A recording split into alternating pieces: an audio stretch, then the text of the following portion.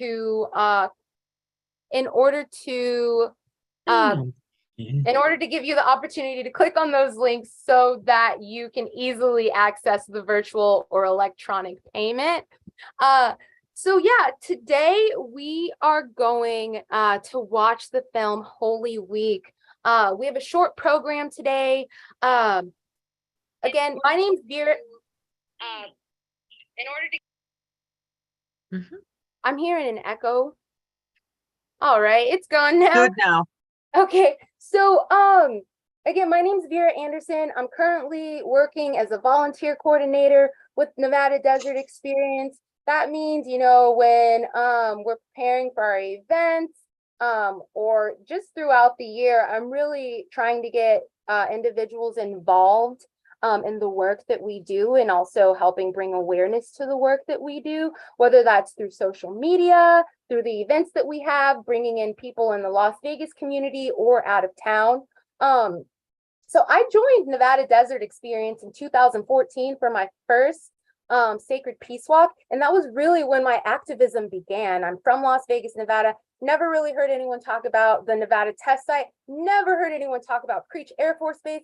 And when I went on my first peace walk in 2014, I met some women from Code Pink, and they were telling me about what they do with these drones. And I'm thinking of drones as like a toy, not as an automated, you know, like mechanical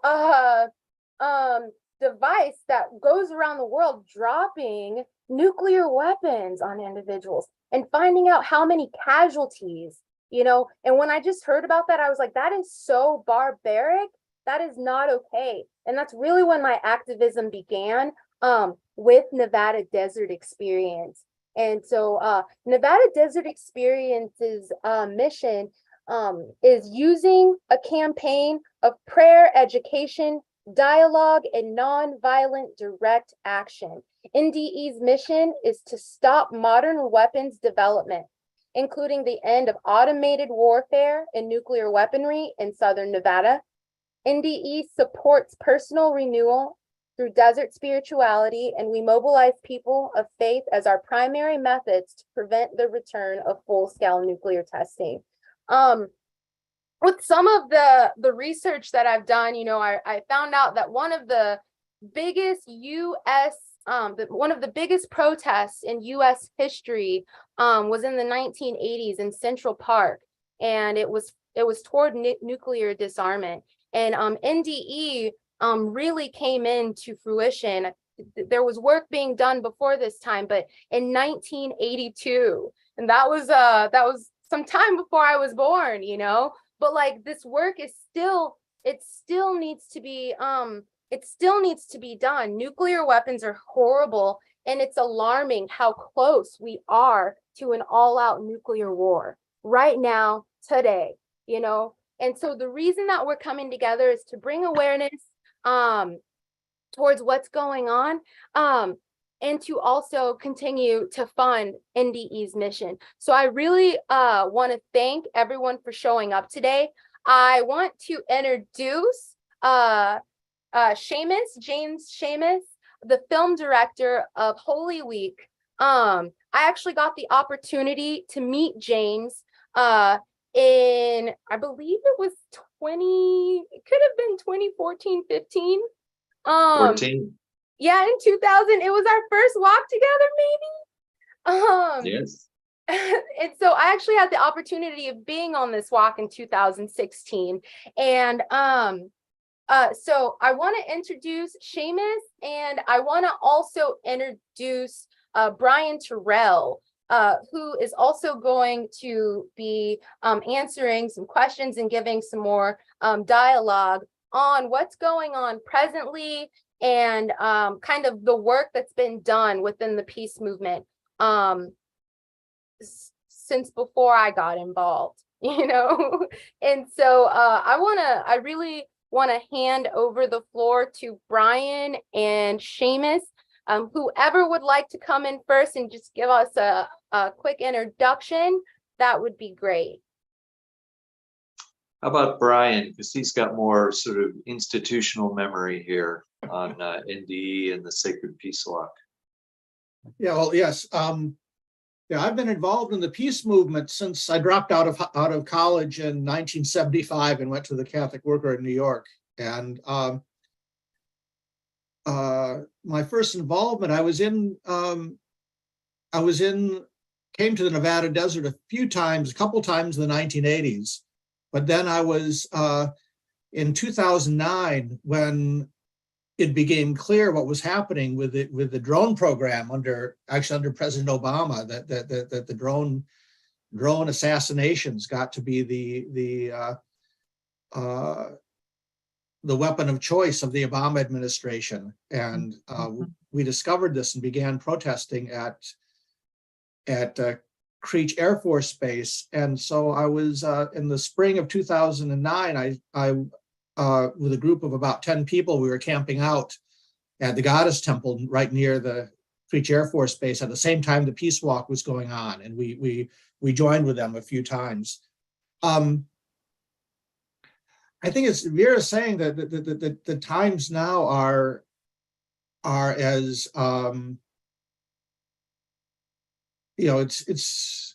it really is.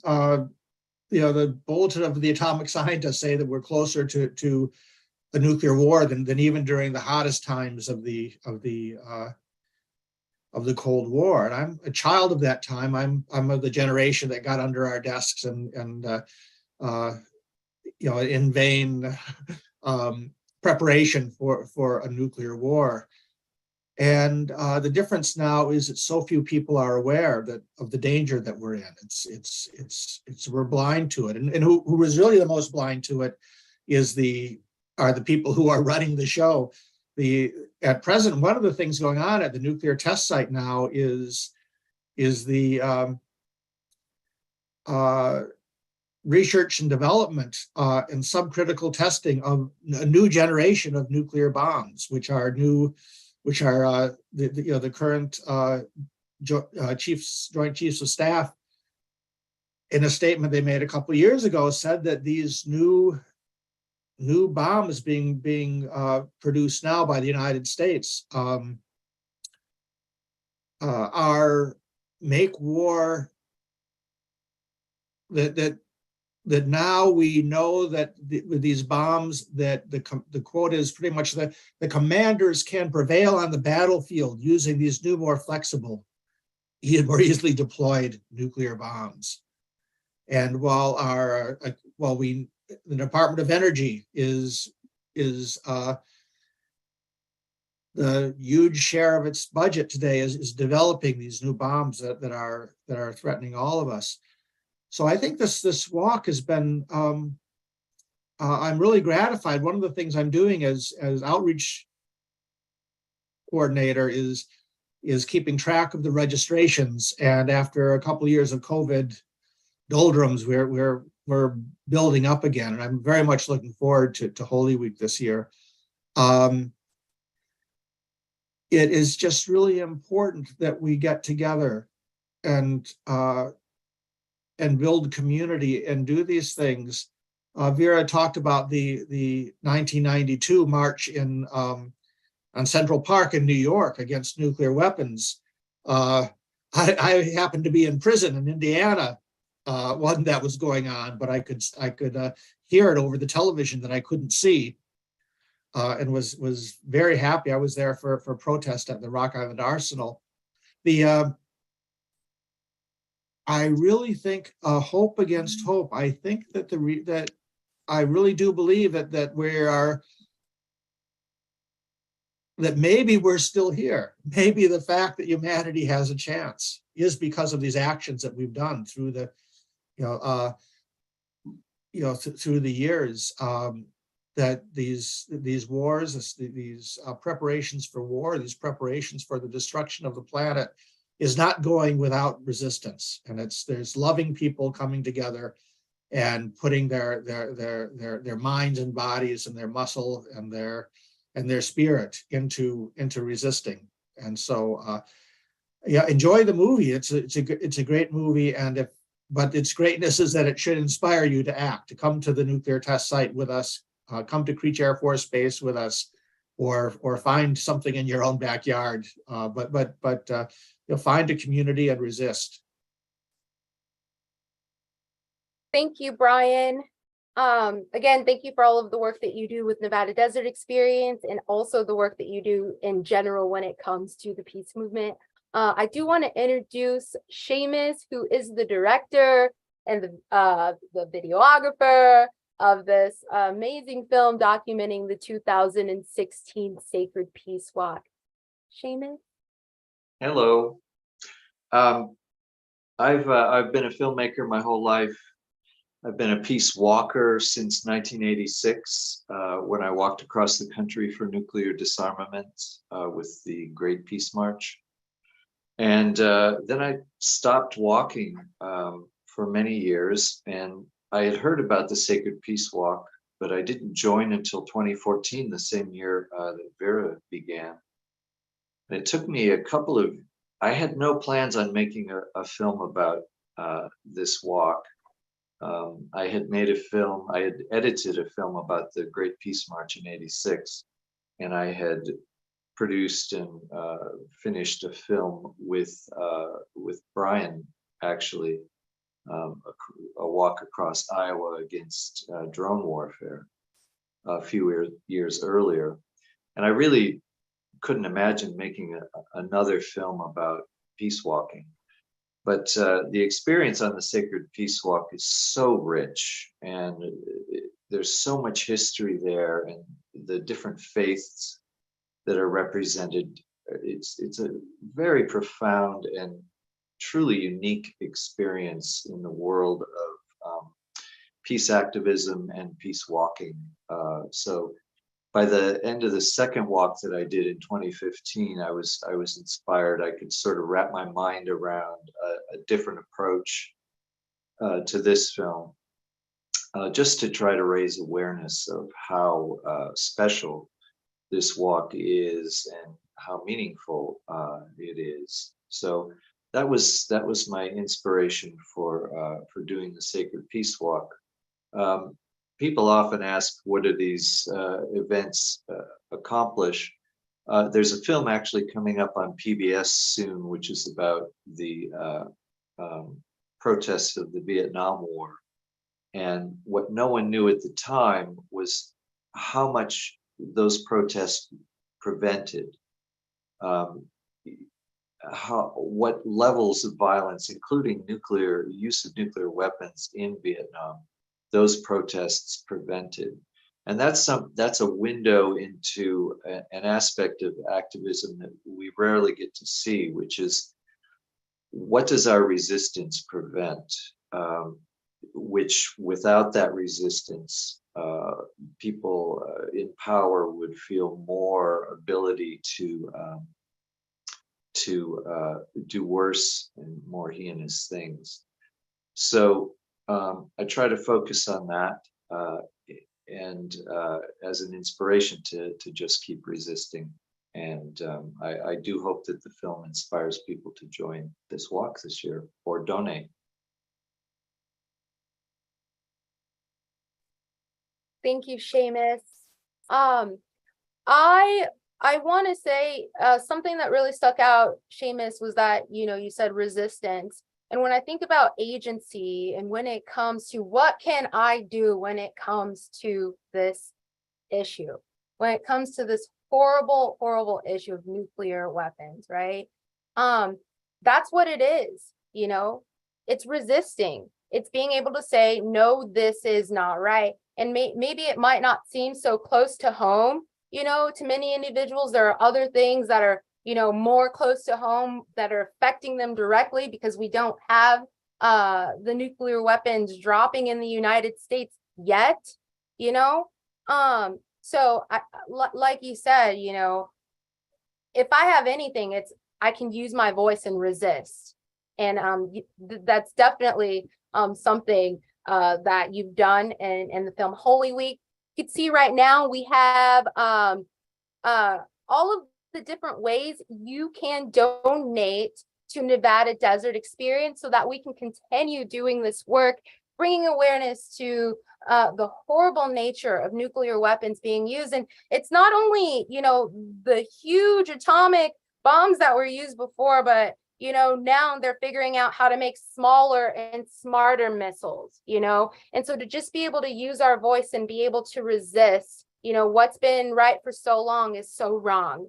We have just entered all of the links that you can use to make a donation to Nevada Desert Experience, and we are going to begin our screening of Holy Week. We will have a Q&A after the film is over. The film's about 40 minutes, so hang tight.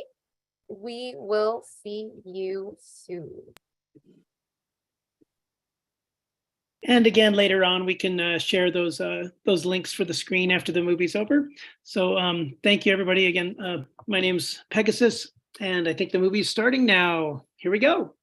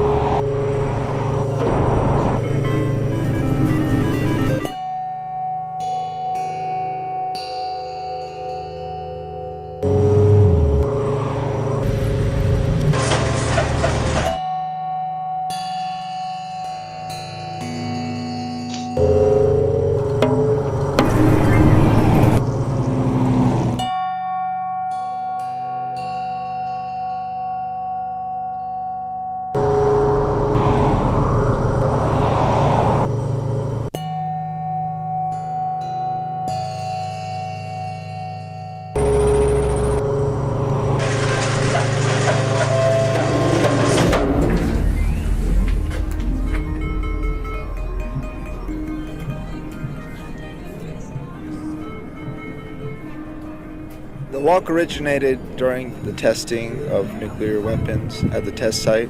It was brought about by people that wanted to have a presence for faith traditions at the test site that were trying to put a stop to it. So it wasn't a full walk like we do now, but it was a presence there. And then they grew into doing it annually for Lent, and they do it during Holy Week because it's a time of great suffering. It's a time that we embrace that suffering and recognize it in our world today. The walk itself, as the Sacred Peace Walk, kept going on through the 80s, and it's been going on for over 30 years now. We focus as an interfaith group to be as ecumenical and involve as many faiths as possible.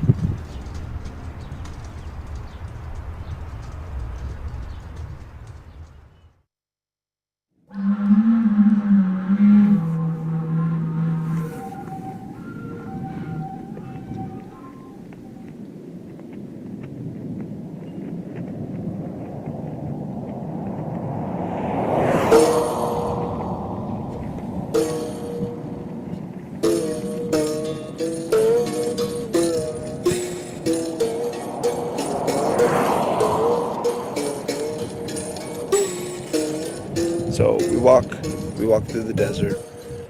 We walk as a community, we eat together, and we camp together, we share stories, and as a community, it opens communication, which allows us to grow and develop. And people on the roadway will stop, they'll ask about it, and in our community too. People on the highway that work at these Air Force bases, they'll come stop. They're welcome to eat with us and talk about it. They know why we're here. So when it comes to walking for peace, I mean, people can walk anywhere. People can walk miles anywhere. They can drive anywhere. But when you set that intention that you're doing this indirect thing for a direct action, for peace, then that thing now becomes sacred. It draws people to want spiritual growth, to understand themselves and the world better, and ultimately, I think, bring them closer to God. It's age old. It's something that our ancient ancestors did. They'll take a walk. They'll go out among the wilderness, out in nature, and they'll talk to the nature, and they'll do prayers, and they'll walk. They call it a pilgrimage, and that this is something that has been done for many, many years, for the generations to come. Hope.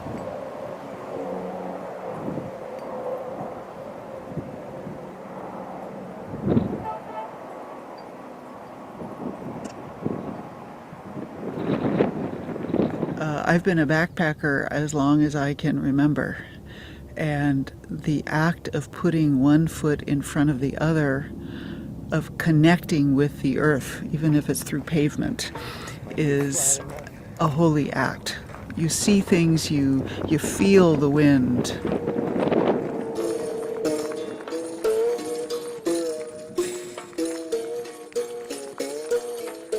So walking is also putting your body where your mouth is. That it's one thing to pray for peace, it's one thing to give money for peace, but when you actually put your body on the road and walk in order to witness for peace, it's a holistic experience. It's not just my head doing it or my mouth doing it, it's my whole body doing it. And when I sweat and when I get blisters and when I get so tired that it feels like electrical charges going up both of my legs whenever they contact the pavement, that's part of the experience too. If it costs me something, it reminds me of how much it means.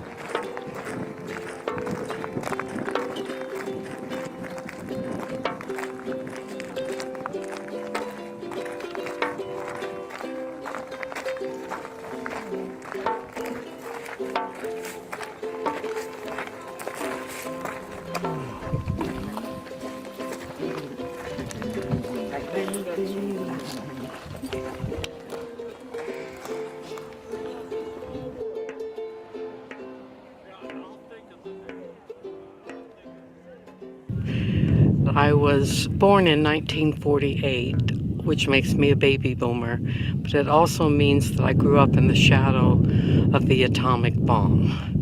And I grew up with images of the mushroom cloud, which destroyed Hiroshima and Nagasaki.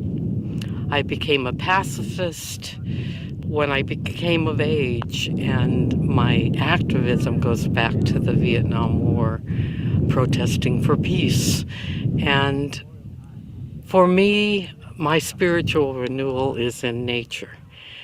And putting one foot in front of the other, seeing a lovely yellow flower bloom in the midst of the desert is a spiritual renewal for me. And the coming together of people of peace is something that you can't find easily.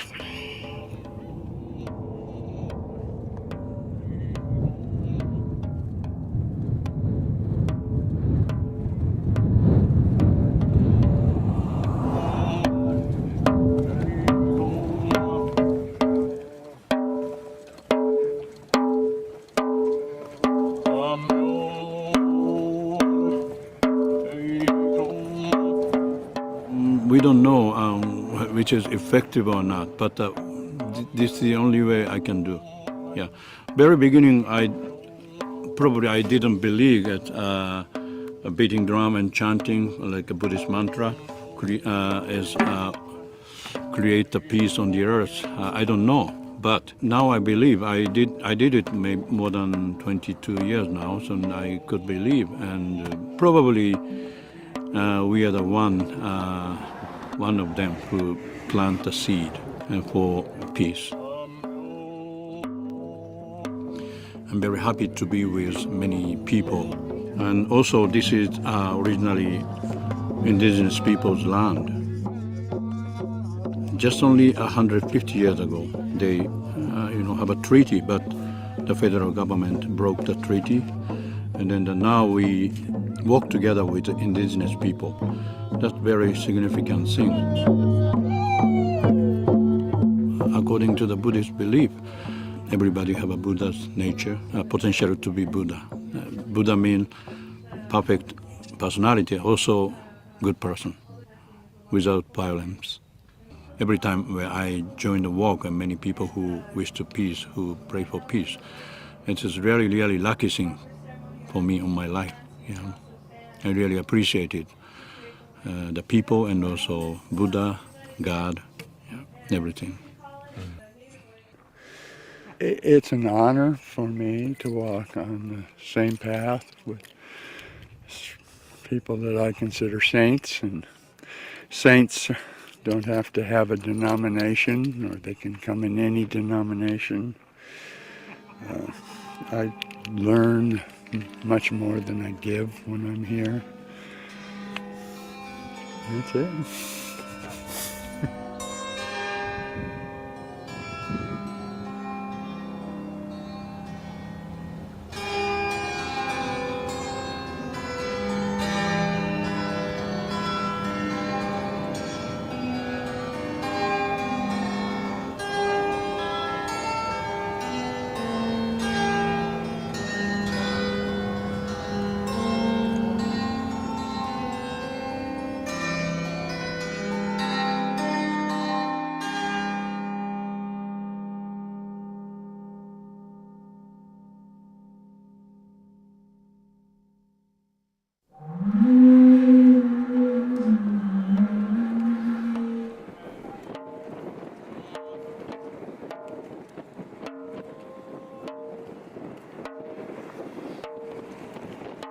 Many people imagine Buddhism is like a meditation, quiet meditation in the back of the mountain, or like a beautiful, tranquil sanctuary in the temple. And peace in their mind, peace oneself.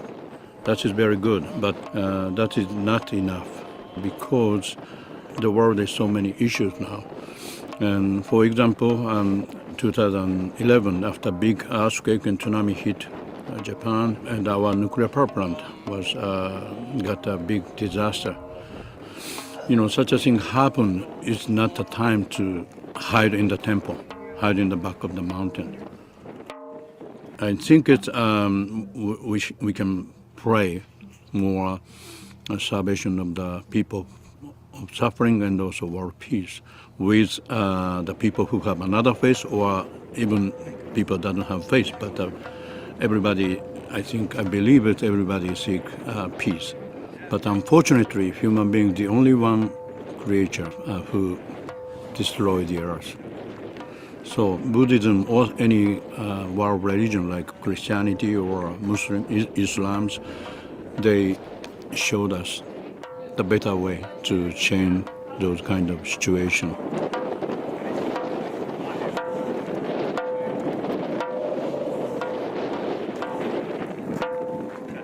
This is my third time doing this peace walk, and this is the first time I was able to ask my brother to look out for us while we walk by.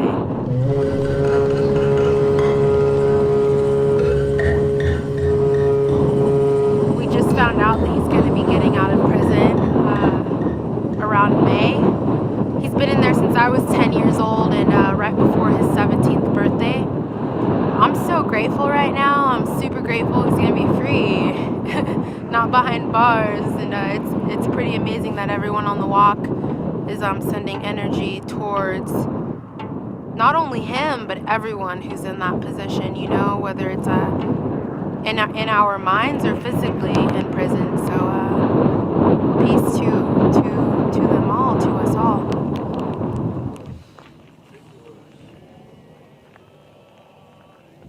Corbin Harney and Bill Rossi. Martin Luther King. Leonard Bertier. Maria Hernandez. Brian Terrell. Palestinian freedom fighters. Michael Wally. Geronimo. Chief Cielo. Rosa Parks. Pete Seeger. Let my people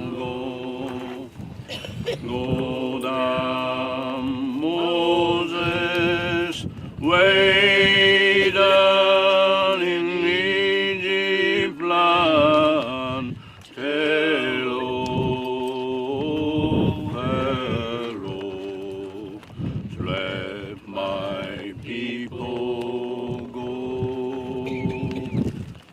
Let my people go.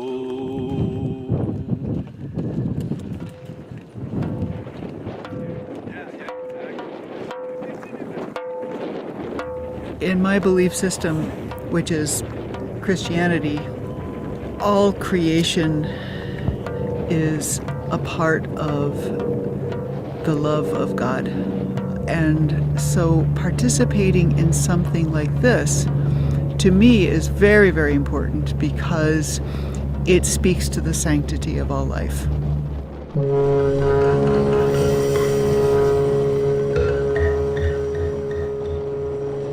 And if evil is defined as any system that's too big to question and too big to change, certainly the military-industrial complex falls into that category.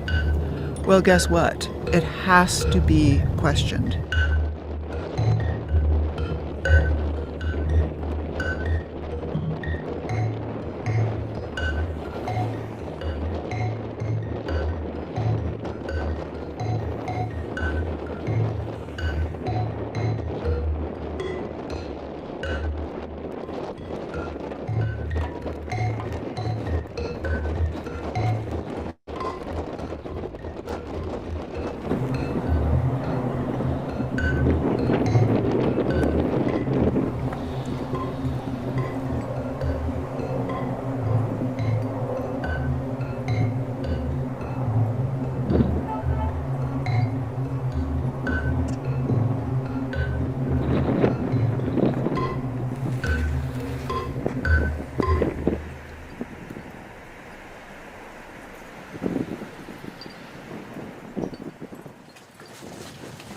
Call upon the spirits of the north, powers of earth, and ask your blessings on this circle. Fill us with the strength to live lives of peace and love. Let our commitment to non-violence spread from root to branch and into every life. Powers of earth, be welcome in our circle. Blessed be. Blessed be. And above, I call upon the spirits of the cosmos, powers of above, and ask your blessings on this circle. May the brightness of sun, moon, and stars fill us with light and guide us in peace and humility, that we may see divinity in each other. Powers of above, be welcome in our circle. Blessed be. Blessed be. I call upon the spirits of silence, powers of below, and ask your blessings on this circle. Let your cool, quiet darkness enfold and nurture us, that we may grow and nurture others with peace and compassion. Powers of below, be welcome in our circle. Blessed be. Blessed be. I want to again welcome everyone. This is a very special evening. Not only is it our full moon ceremony, but we have been blessed with so many wonderful peace activists here tonight. And it is an honor to have you here as always. The Peace Walkers for Nevada Desert Experience have been walking for close to 30 years. So it's an honor to have you here, and we are focusing tonight on peace.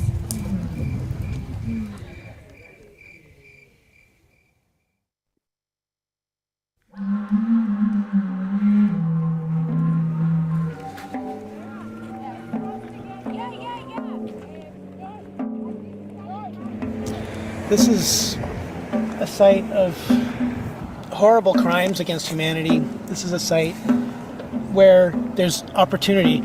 There's a chance for people to turn away from the simple, easy act of killing through pushing buttons and come back to their humanity. And what we all care about at our core of altruism and taking care of each other and continuing the human race rather than destroying individual lives or whole societies through weaponized drones. The sun is coming right over the mountain right now.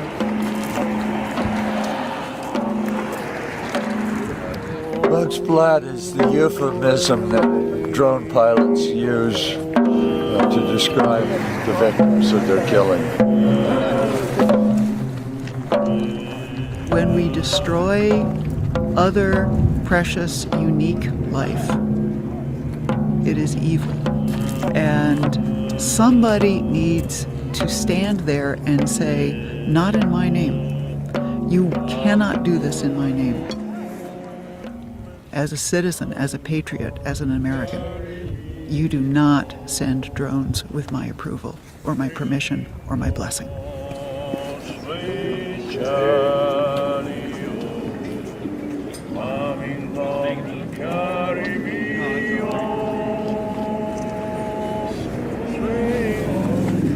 I'm Sergeant O'Brien with the Las Vegas Metropolitan Police Department. You're committing the unlawful act of pedestrian in a roadway, blocking the roadway.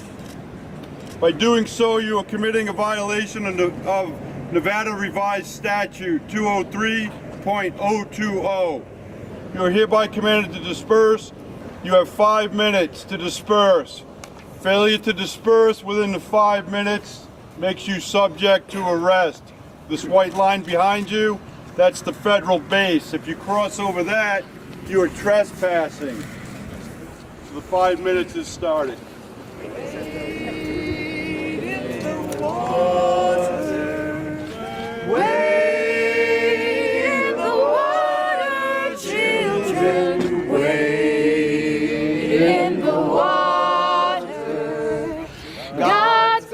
Trouble the water. In the water. In the water, children. Wade in the water. God's gonna trouble the water.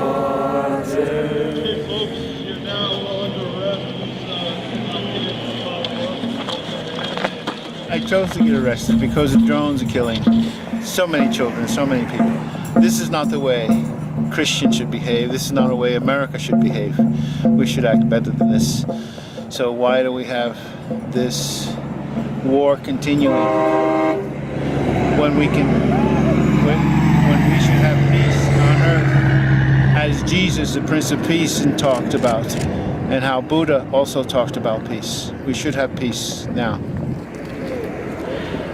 For me, going all the way to being arrested feels like a stronger condemnation of what we're doing, and on the positive side, a stronger connection to the people that live and work in the military, and the connection to the people before us, like Martin Luther King Jr. and Gandhi, is also there for me when I do risk arrest.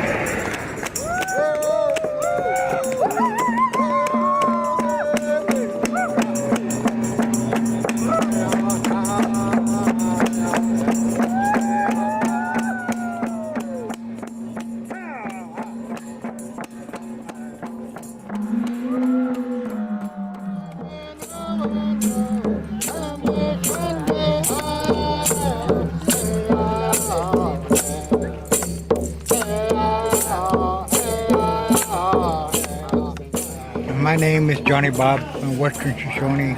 I take care of this permit for the Western Shoshone people to invite non-native participate on our land at the Nevada test site and use it when they get cited for trespassing. So this way they have their name, their way of using this permit, so they could let them free because they're welcome on Shoshone land. This is treaty land of 1863. We always keep this promise of peace and friendship to all the people. Yep.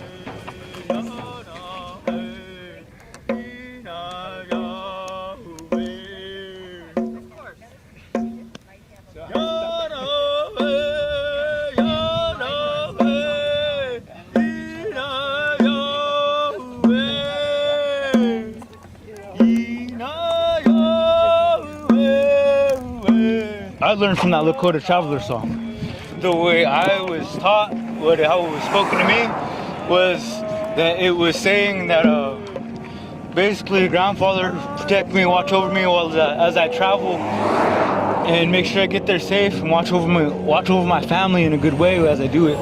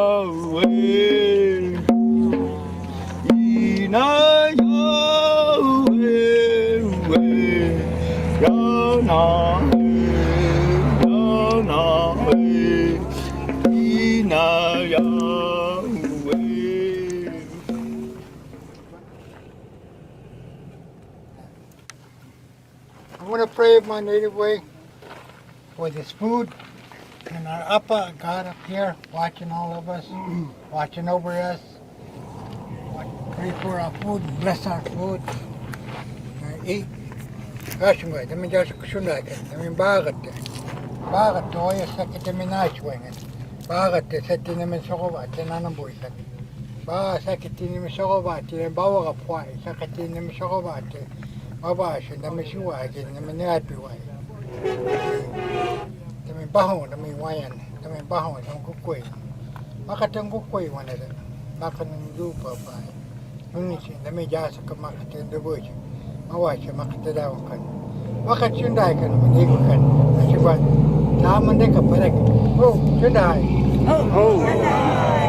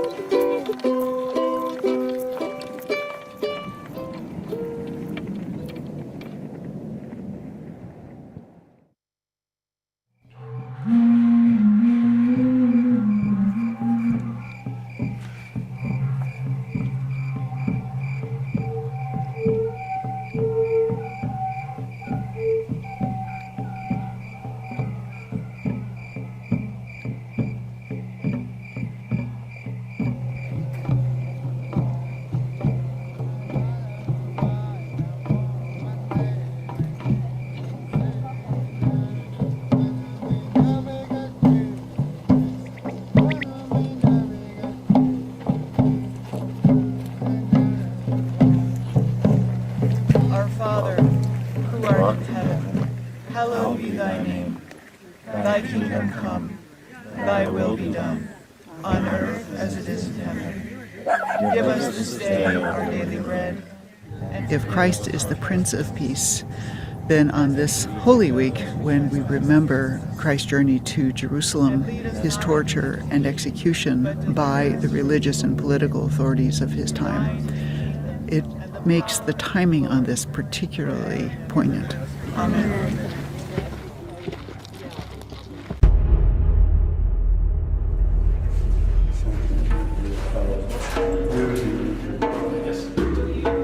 So the Stations of the Cross, we do it on Good Friday. We try to, in our Stations of the Cross, we do try to tie in what happened to Jesus to what is happening in the world now. The muffled drums begin to beat, and he puts one foot ahead of the next, trudging up the hill of execution. And he had agreed to bear this cross for all of us. That's where we start. We can make that connection with Jesus and the world today.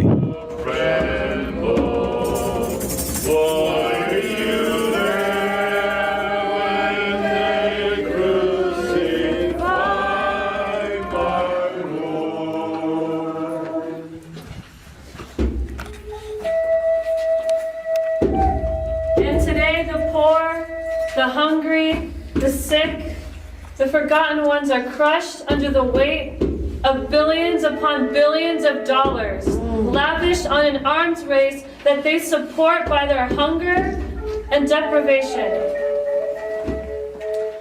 Like Jesus, they too become the scapegoats of an imperial power.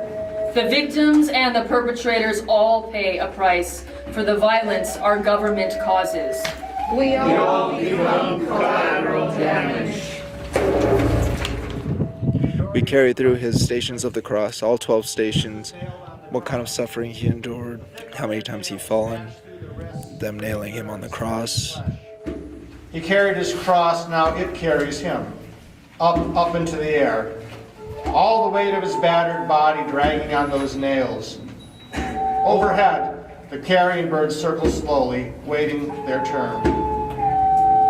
1,000 explosions today, and the business continues. 30 to 60 million spent each time. With each blast, huge pieces of our earth are drilled, bombed, and destroyed. If we could only hear the truth, this test site would carry the same weight of horror as Auschwitz, Gomorrah, Guantanamo, Babylon. That weight will bring us down if we let it continue. We will all fall under it.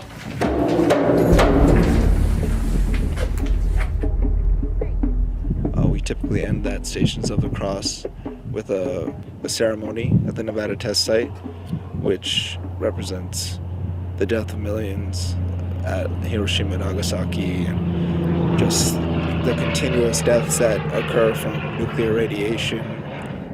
I'm a photographer, and I really wanted to document what was going on here because my boyfriend's father passed away about 2 weeks ago, and he died of a cancer that was pretty rare, but not so rare for anyone who works at this Nevada test site. And the test site said that this cancer was directly affiliated with working there. For the past 14 years he was working there. One of his last words were, he was looking at his wife and his sons that looked at them, and he's like, I don't want to be forgotten, so I don't think he will. His name was Stephen Marshall, and he worked at the Atomic Test Site, and he loved his family more than anyone.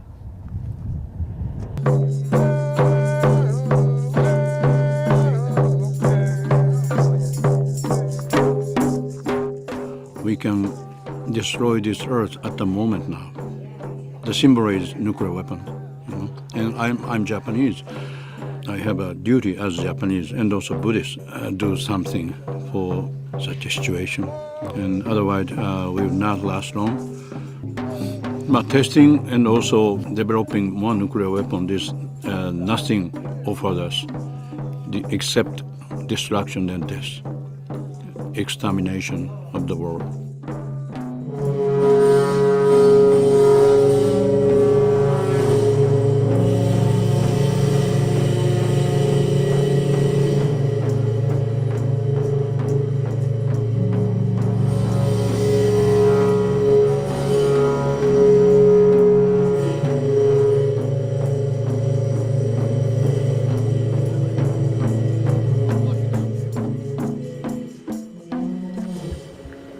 We always come here for one reason.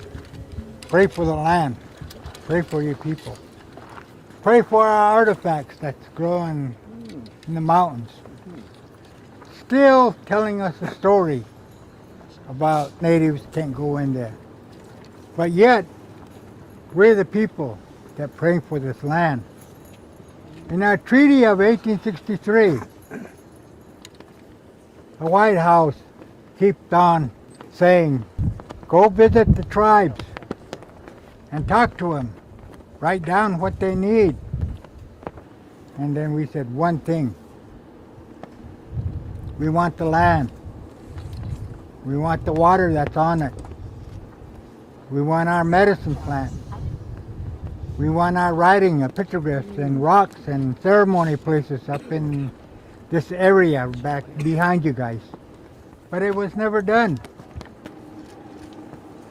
So it continued like that until we keep losing land. We keep losing this. We keep losing that. We keep losing our people. We keep losing things that belong to us. But I'll tell you one thing. Our people was slaughtered by the non-natives, the Calvaries. They hung our children on a fence post when they were putting the fence up. Our mother was raped. Our kids was raped. Now it's our Mother Earth that's been raped. Nuclear waste came down here. Behind this mountain, bombs went off. Is there a law against that? Is there a law against what we're doing now? We have respect for this land. Our prayers go with it. I brought my friends and relatives here. We've been praying ever since we started from Las Vegas. We're the new people here, the Shoshone people. And the non-natives that come with us, they're more welcome than anybody else out here. We have people together and more people, hopefully, to understand what this is all about.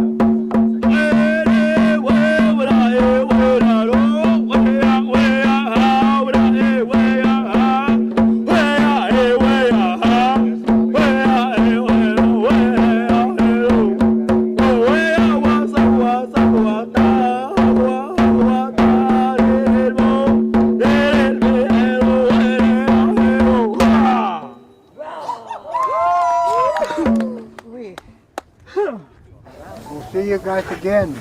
Hopefully, you'll see a lot more of us here. Oh. Hi.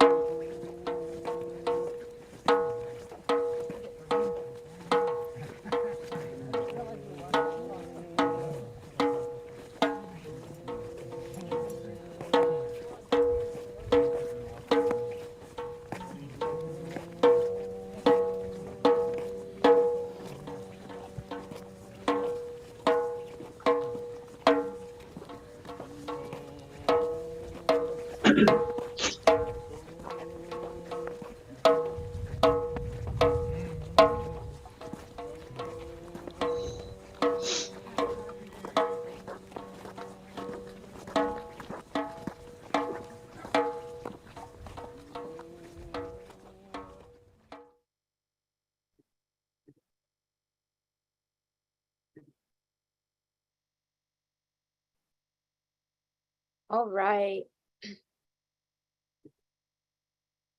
I hadn't seen that film in quite a while. And I was waiting to watch it again this time, and it just brought back so many memories. Again, I want to just thank Seamus so much for putting so much love into this project, into this film. So even if you aren't on the Peace Walk, you really get a taste of the spirit of it. And I really caught that again from watching the documentary. We are going to have our Q&A. We are also going to be talking about this year's Sacred Peace Walk. Some things you can expect if you are going to be there or if you're not going to be there. Again, we are taking donations. We are having our Holy Week fundraiser. We are raising funds for this year's Sacred Peace Walk and to also continue the mission of Nevada Desert Experience, which is to bring awareness towards stopping the use of nuclear weapons. We are going to be sharing in the chat all of the links that you can use to donate. If you will also share that image again so that you can use the QR codes, but in the chat, you can send a check to Nevada Desert Experience's headquarters, and you can also donate electronically through PayPal, Venmo, or Cash App. All right. I want to say we can have, if you know how to raise your virtual hand, you can raise your virtual hand, or you can raise your hand and we can get started with our Q&A.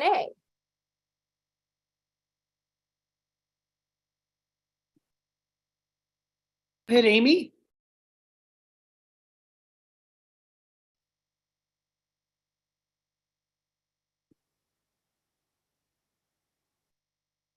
There we go. Thank you.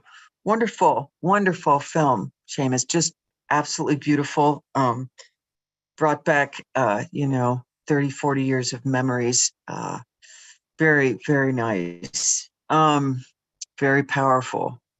I guess my first question, or the one question I have is, when did Yucca Mountain start accepting nuclear waste?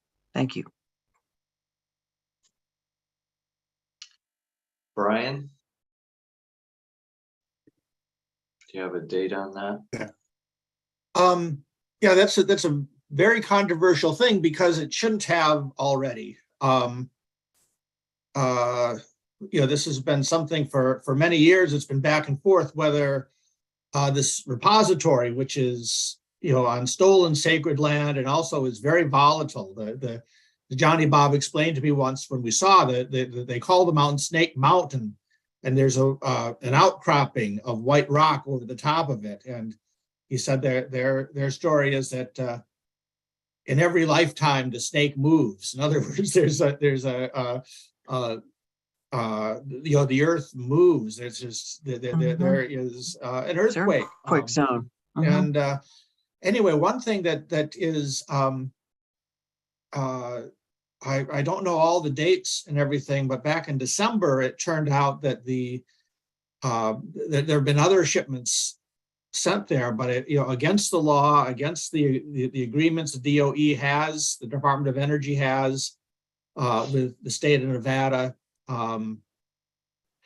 that in last December it came out that there was a shipment of high-level radioactive waste from Savannah on the East Coast taken by truck all the way to the test site without any of the local authorities knowing about it. And this was in contradiction to agreements that the federal government had with the state of Nevada In fact, there's a lawsuit going on, the state of Nevada trying to keep this from happening. So this was illegal on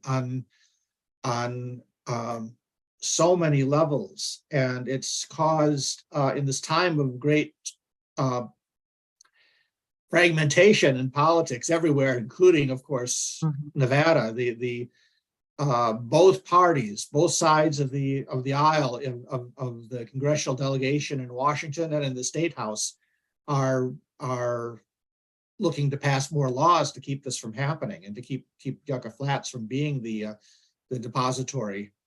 Because it was never approved to be a dump site. It was never as far as I can remember. No, it was never finally approved. They had all kinds of tests done, and they spent millions, probably billions of dollars on preparing and making studies, but it hasn't been approved, and it of course it shouldn't be. Are you able to? I know that Catherine Arcade's got a hand up too, but just briefly, just to interject, if someone, maybe Amy or someone else, could outline or name the 3 types of classifications of nuclear waste or radioactive waste in the United States, because that's a part of the confusion as well, in terms of the fact that the Nevada test site has been receiving one kind of nuclear waste called low level for decades. But what are the other 2 types that are not called low level, and what are their sources, and how does Yucca Mountain fit into that? And then Catherine, we need to Well, the only one that I know of that I can, actually talk about would be high level, which are spent nuclear fuel rods from nuclear reactors. And that's what I know about, and that's going to New Mexico, I think, to the WIPP site, but I don't know of any other waste sites that exist to take that stuff. I could be wrong.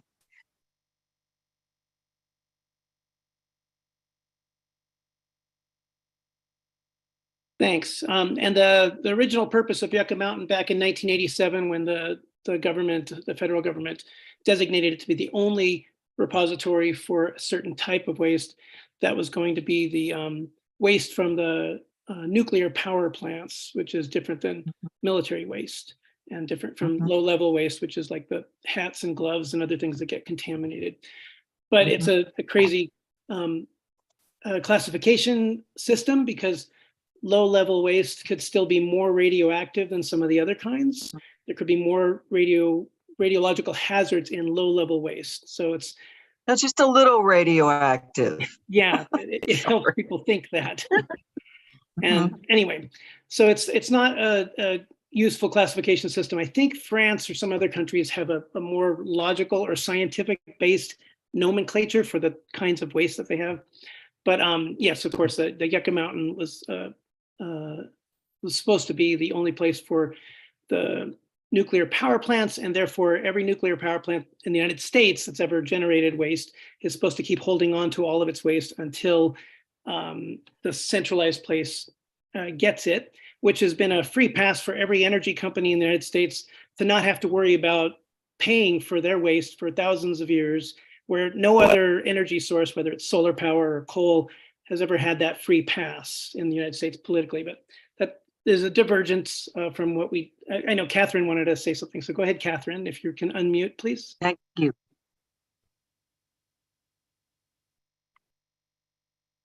Okay. First of all, I just wanted to share that it's so great to see everybody. And this was my first time seeing the film. And it's wonderful, Seamus. You really did a good job. And since we were talking about nuclear waste, I was just at a demonstration in front of the Japanese consulate in San Francisco when it was the anniversary of Fukushima. And there were mostly women, a few Japanese women there, and then Japanese American women. And the Japanese government is like our government, is totally lying about the reality of the contamination there. And the Corps is still putting out, and they're planning to wash it into the Pacific Ocean. And so at any rate, it's all connected. It will feel, I'm going to be on the walk this year, and it will be so wonderful to get some of this horror that's all around us out in that walk. That's all. Thank you. Thank you, Catherine. Thank you, Amy. I think something that I want to bring up again, and if there's are any other questions, is the resistance factor. Because I know sometimes when I talk to people about this work and about this activism and this social issue, you know, really thinking that it could destroy humanity, but not just humanity, it's already destroying climate. It's also a part of climate justice. And to think about the United States military, how much CO2 is pumped into the earth from the work that is done within the military. That connection for me helps me talk to individuals about this issue. Like, well, the military, because it connects to climate change. But when it really comes to people being able to relate and see that this is something that is not just happening, you know, in Ukraine or in the Middle East, you know, people are actually dying, you know, just because we don't see it here at home in the United States. What is something that I can do? Because it seems like I've had people tell me, oh, that's a big issue, you know, I'm going to focus on something else. And for me, it's something I can't let go of. It's like, it's common sense to me, you know? And so when I talk about, you know, well, where's my agency in being able to do something about this? And like you had said, Seamus, you know, it's in resisting. And what does resistance look like? You know, what does resistance look like in Nevada Desert Experience and other organizations that are doing this work? I just kind of think it's important to remember, you know, even though it seems so big, are politics going to change? You know, is there going to be political attention towards this ever? You know, is there ever going to be is there going to be a headline about the truth, the dangers, you know, not just the wars that are going on, but the real aftermath. So my agency is in resisting.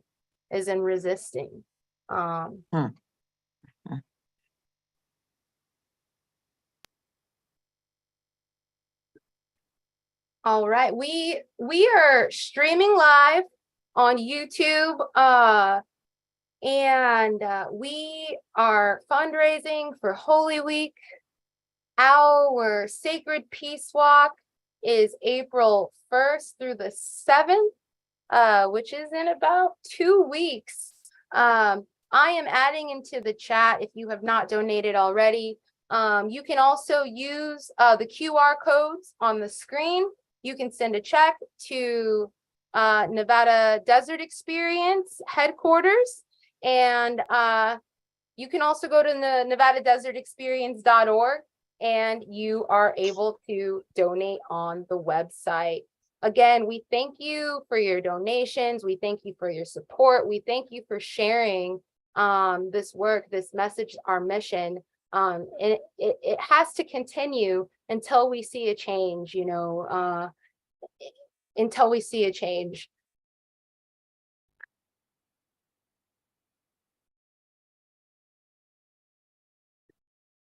Do we have any other questions? Do we have any peace walkers who have walked before? I know Catherine has, I know Brian has, Seamus.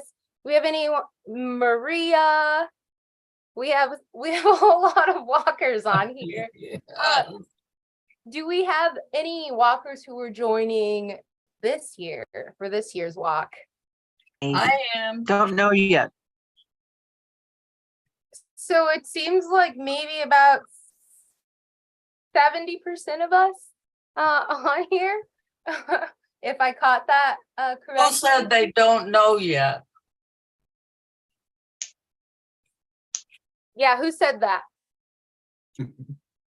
Catherine. How can we convince you?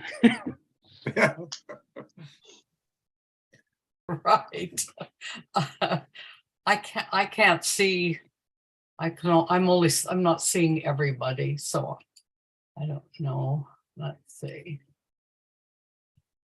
So I believe I want to say last year was the first year that we had our virtual campfire. Was that the first time? Also, shout out to Pegasus doing tech.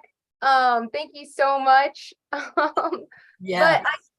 But was last year the first time that we had the virtual campfire? Because if you aren't able to make it, then this is something that you'll be able to participate in. Yeah. Pegasus, would you like to talk about the upcoming virtual? Sure. Yes. So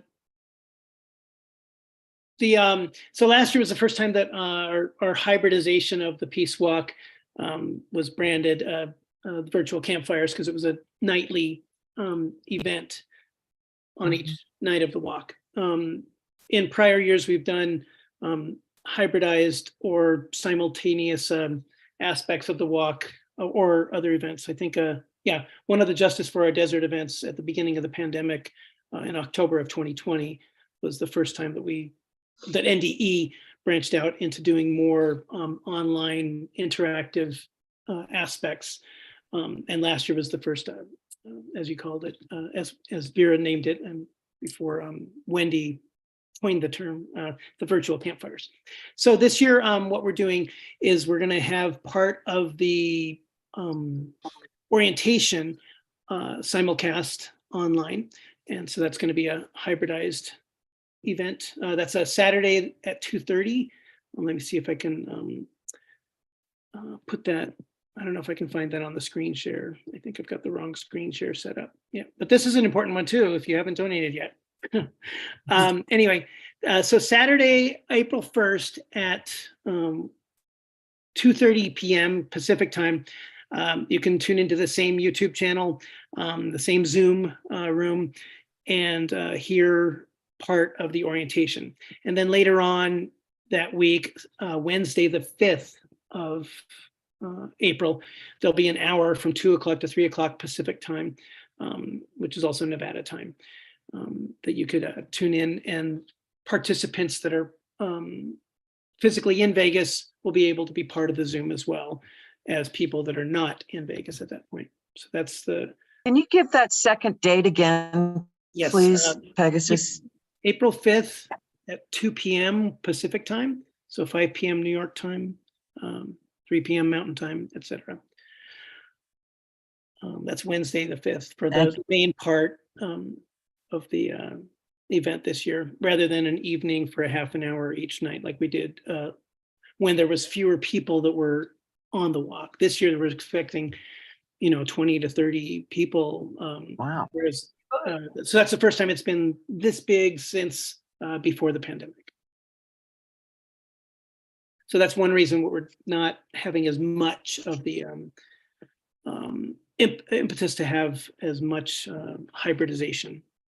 And also there's a monetary factor and ability for human energy to be able to let some of the people on the walk spend a little bit of time on the computer, to connect with the rest of the world. But it was a good success last year, and I'm expecting a good one again this year, especially that Wednesday at 2 o'clock, April 5th, and also the orientation part, April 1st, Saturday at 2:30 Pacific time. And Wednesday at 2 will be at the Goddess Temple. Is that right? Yes, that sounds like Catherine's going to be physically on the walk again. So yeah. Oh, yes. I'm coming. Are you coming, Seamus? I am not going to make it this year. I'm really trying for next year. Good. It's a little more better. It was a great thing that you were able to record it that year. I remember in 2016 and 17, Brian pointed out that was the most highly documented, as far as we knew, the most highly documented Sacred Peace Walk that NDE had done, or any of NDE's events, having so much, not just social media, but there was a book that was produced, a photographic table book and Tammy, who the creator that was in the video that Seamus did. And the Seamus's video was the biggest part of that. And that continues to be a very useful piece of information. I don't know if there was any other radio production that year, but Brian, this year might be the second biggest or the next biggest time where we have a lot of documentation in terms of people that have signed up to join the walk. I don't know if we need to go into it much, but maybe Brian can, of like the filmmakers, the radio producers, et cetera, bloggers, or whatever it's called, podcasters. Right, there's going to be a podcast, a friend from New York City, Alan Winson, who has, with his partner, has Bar Crawl Radio. Generally, he does recordings in with activists in bars. He's aware that this is a dry event, and he'll be walking with us and interviewing somebody every evening. And there's also some people, some very experienced videographers, documentarians who have been working on a documentary about about Yucca Flats, Yucca Mountain, I'm sorry, and they'll be walking with us the whole time and interviewing people. So it's gonna, and there's another student from Vanderbilt University who's running a doctoral dissertation who's going to be with us and for the whole walk and participating. So the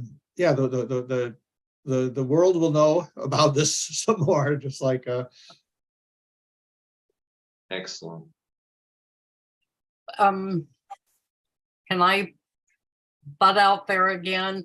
I need tech help on how to put these that donation page onto my Facebook page.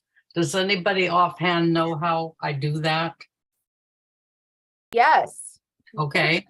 Yeah. So you can copy in the chat, or because I have your number, I can actually send you it, and you just copy it and you paste it into the post that you're going.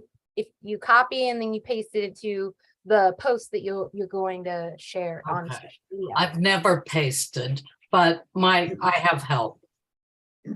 Copy and paste. Okay. Yeah, it's easier maybe from the phone. But thank you.